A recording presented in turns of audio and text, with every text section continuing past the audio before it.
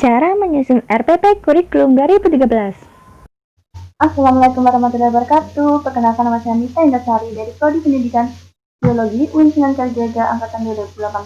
Ini saya akan menjelaskan bagaimana merancang rencana pelaksanaan pembelajaran RPP dalam satu kali pertemuan. Nah, RPP sendiri itu merupakan rencana yang menggambarkan peserta pengorganisasian pembelajaran untuk mencapai satu kompetensi dasar yang telah ditetapkan, jelas standar isi dan dijabarkan dalam silabus. Nah, dalam menyusun langkah-langkah penyusunan RPP sendiri itu, yang pertama itu mengisi kolom identitas yang terdiri dari satuan pendidikan, mata pelajaran, kelas atau semester, materi pokok, dan alokasi waktu. Dan yang kedua itu menentukan kompetensi inti dan kompetensi dasar. Indikator, merumuskan tujuan pembelajaran yang disesuaikan. Indikator dan tujuan pembelajaran yang disesuaikan dengan KI dan KD-nya. Terus, mengidentifikasi materi pembelajaran apa yang mencakup KD dari indikator ini. Terus menentukan pendekatan, modal, dan metode pembelajaran. Terus menentukan alat bahan, media, dan sumber belajar. Terus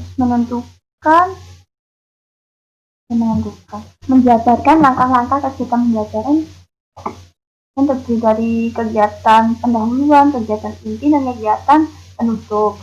Selanjutnya, menyusun kriteria penilaian. Nah, sebelumnya kita menentukan dulu mengisi identitas terlebih dahulu. Seperti kata pendidikan ini, saya isi identitas. Nanti satu sawah, terus materinya biologi, terus kelasnya kelas 11,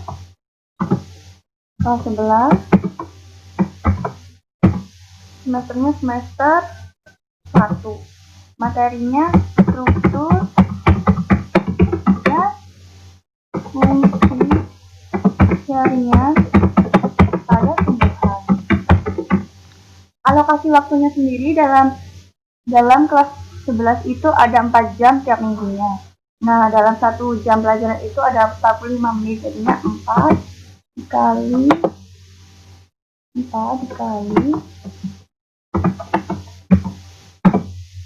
45 menit dalam 1 kali pertemuan.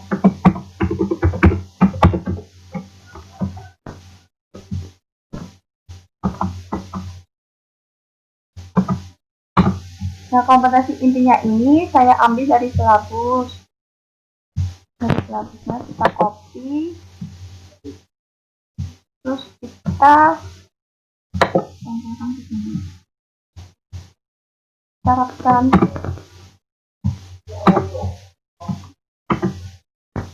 Kita rapikan terlebih dahulu. Setelah itu kita menentukan kompetensi dasar apa dalam 1 kali pertemuan ini. Dasarnya yang 1 kali pertemuan. Nah, di sini saya mengambil 1 kompetensi dasar. Saya sesuaikan dulu, saya ambilnya dari silabus. Saya mengambil kompetensi dasarnya itu 1 kali pertemuan itu adalah 3.3.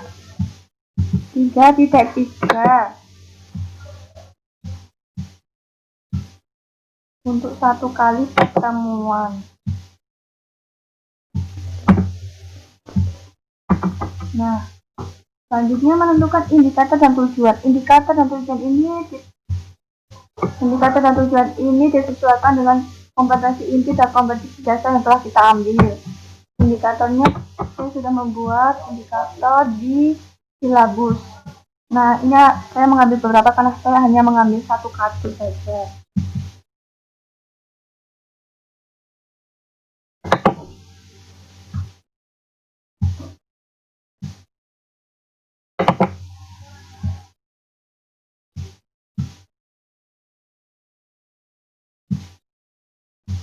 Hanya mengambil beberapa karena saya menentukan 1 kartu saja.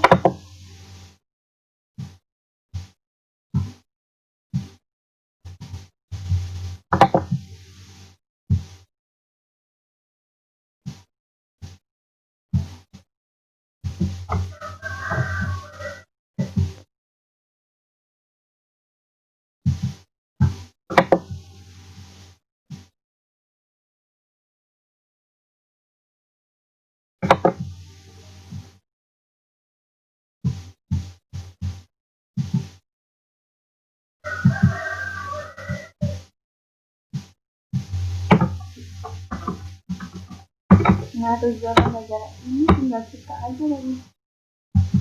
kopas aja dari indikator, karena tujuan belajar itu apa yang hendak dicapai dalam satu kali pertemuan ini.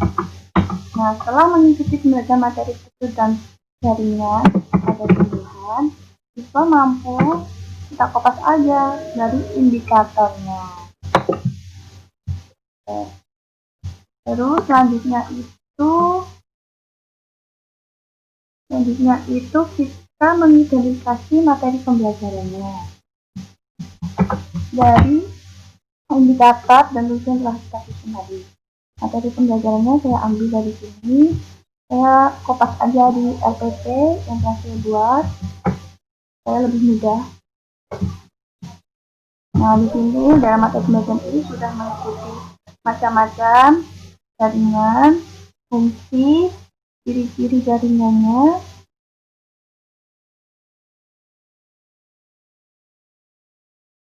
Kita poles aja, kita masukkan ke format. Nah, langkah selanjutnya setelah mengidentifikasi materi pembelajaran, kita menentukan pendekatan dan model dan metode pembelajaran. Model yang saya gunakan adalah model pembelajaran discovery learning, yakni dengan pendekatan saintifik. Metodenya itu pengamatan, studi literatur,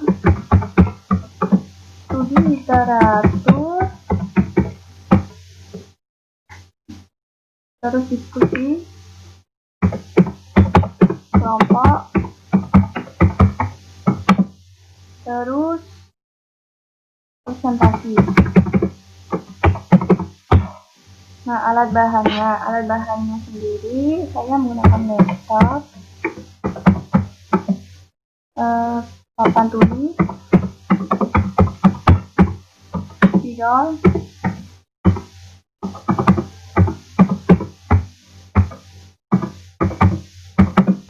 pulpen,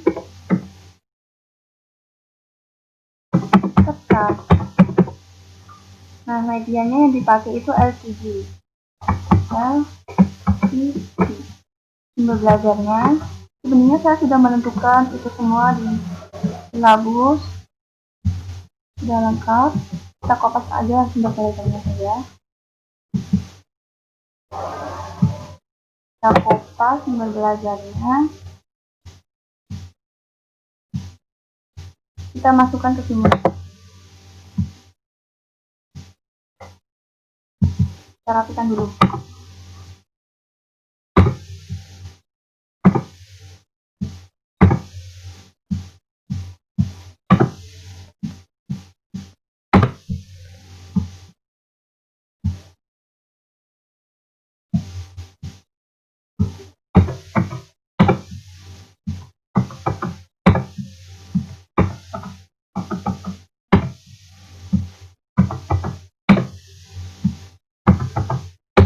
Nah, untuk langkah-langkah pembelajarannya sendiri, dalam menyusun rancangan pembelajaran ini, kita merumuskan langkah-langkah kegiatan pembelajaran atau menjabarkan langkah-langkah kegiatan pembelajaran, meliputi kegiatan pendahuluan, kegiatan inti, dan kegiatan penutup.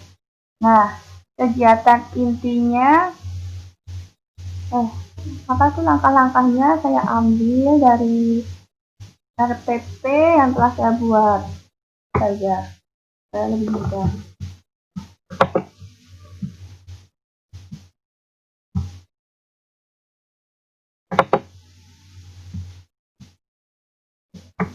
Nah, di sini tuh udah ada kegiatan pendahuluan. Nah, bagaimana sih kegiatan pendahuluan itu isinya apa? Ya, guru ketika setelah masuk kelas itu mau ngapain? Yang pertama kali dia mengucap salam. Guru bersama peserta didik melakukan doa bersama, guru mengapresiasi kehadiran peserta didik, kemudian dilanjutkan dengan persepsi. Ya, persepsi ini dalam bentuk apa, guru? Langkah-langkahnya. Guru menayangkan video pembelajaran tentang materi dan fungsi jaringan tumbuhan. Guru membimbing peserta didik mengkaitkan materi ini dengan materi sebelumnya, dan guru pun memaparkan langkah-langkah mekanisme kegiatan belajar yang akan dilakukan.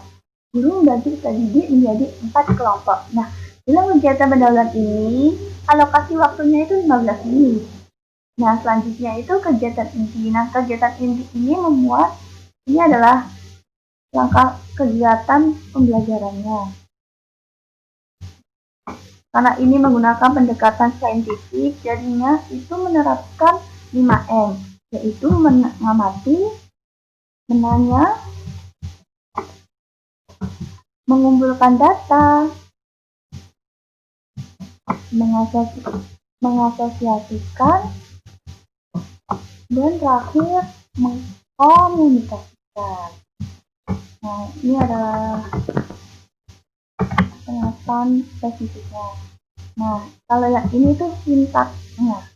Sintaks dari karena saya memilih mode pembelajaran discovery learning, jadinya ini itu adalah sintaks discovery learning yang meliputi simulasi, pertanyaan atau identifikasi masalah, mengumpulkan data, pengolahan data, pembuktian, dan menarik kesimpulan. Nah, dalam alokasi waktu kegiatan inti itu sebanyak 150 menit. Nah, selanjutnya itu kegiatan penutupan. Nah, dalam penutupan ini guru ngapain? Nah, guru melaksanakan refleksi dan penugasan berupa soal-soal yang dikerjakan secara individu dan produk litmas kelompok tentang jaringan penyusun organ tumbuhan. Kita menyampaikan materi tentang struktur dan fungsi jaringan hewan untuk dibahas di pertemuan selanjutnya dan dilanjutkan bersama-sama sebagai penutup belajar.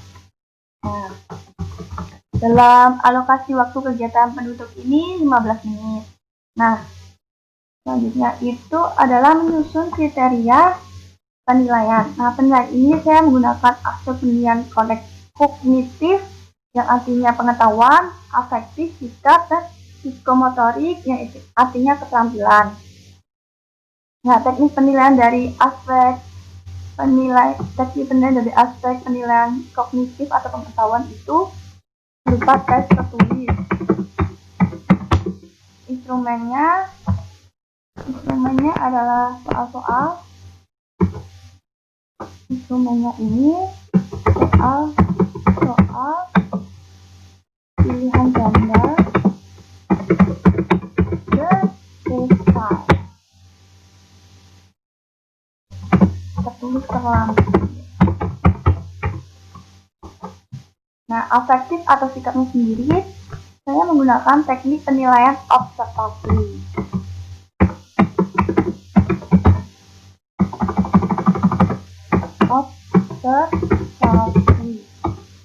Di mana instrumen penilaiannya berupa lembar observasi. Untuk penilaian psikomotorik atau keterampilan, teknik penilaiannya itu saya menggunakan penilaian produk dan portofolio. Dan instrumen yang digunakan itu adalah lembar penilaian produk dan laporan kerja kelompok. Nah, itulah adalah langkah-langkah dalam merancang RPP untuk 1 kali pertemuan. Nah, ini adalah contoh RPP kurikulum 2013 1 kali pertemuan. Bisa dilihat sendiri ada materi pelajaran sama seperti yang saya rancang tadi. Nah, sekian video dari saya. Wassalamualaikum warahmatullahi wabarakatuh.